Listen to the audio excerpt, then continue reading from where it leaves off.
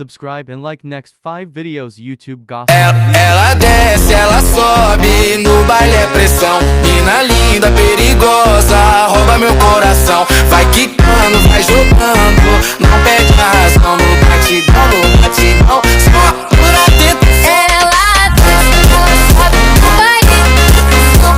Mina linda, perigosa, rouba meu coração. Ela sobe no baile pressão. Mina linda, perigosa, rouba meu coração. Ela desce, ela sobe no baile é pressão. Mina linda, perigosa, rouba meu coração. Vai quicando, vai jogando, não bate a razão. No batidão, só pura tentação. Ela sobe no baile pressão. Mina linda, perigosa, rouba meu coração. Ela sobe no baile pressão. Mina linda, perigosa, rouba meu coração. Ela desce, ela sobe, no baile é pressão. Mina linda, perigosa, rouba meu coração. Vai quicando, vai jogando, não perde a razão. No batidão,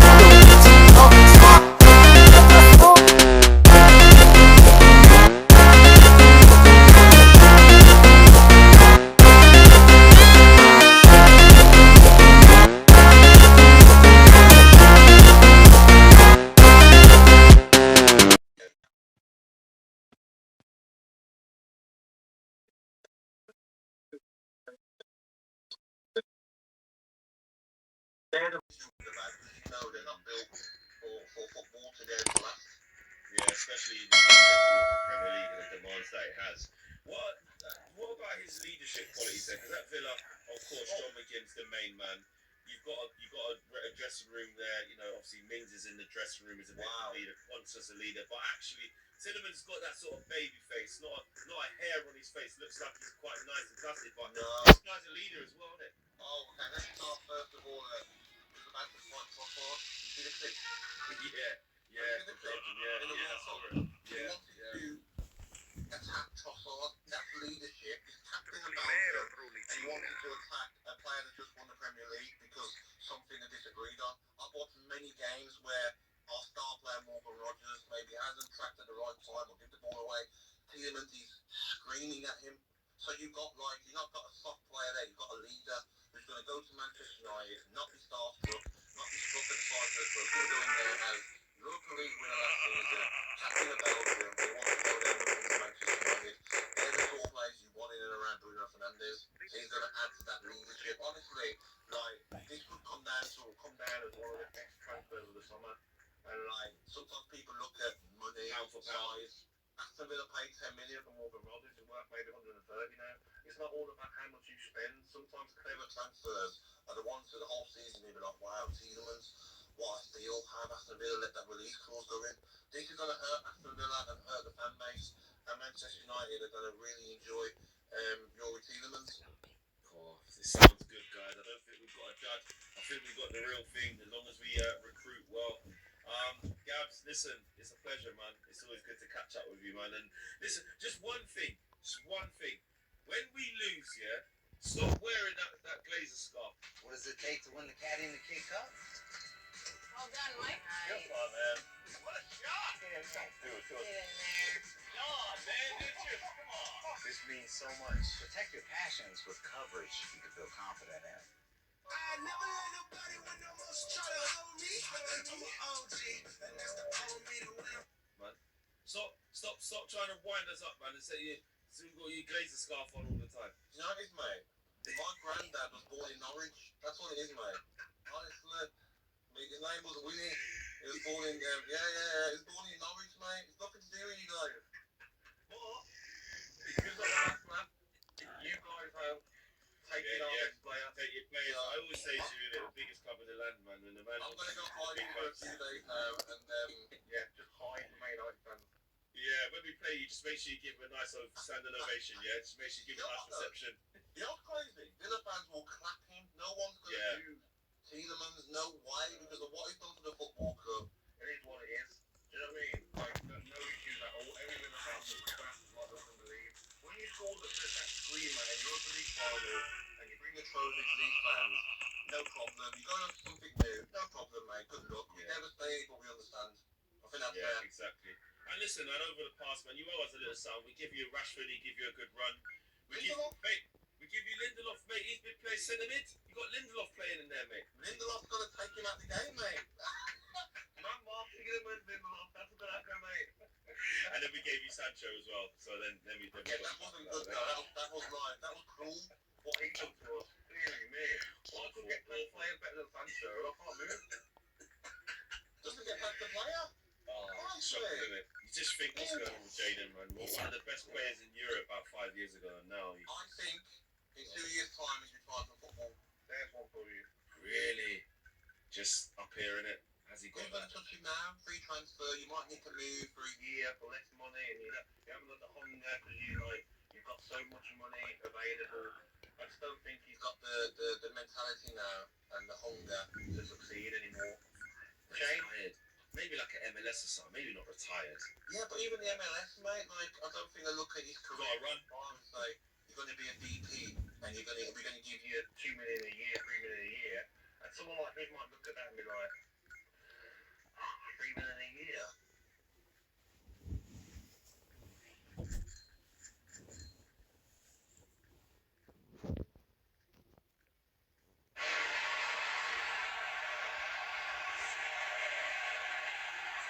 Hello, welcome to Stretford Paddock. My name is Joe, and this is the Paddock Podcast. I'm joined by Ronaldo Grant and Jay Motti, as always, and it's a big day for Manchester United today.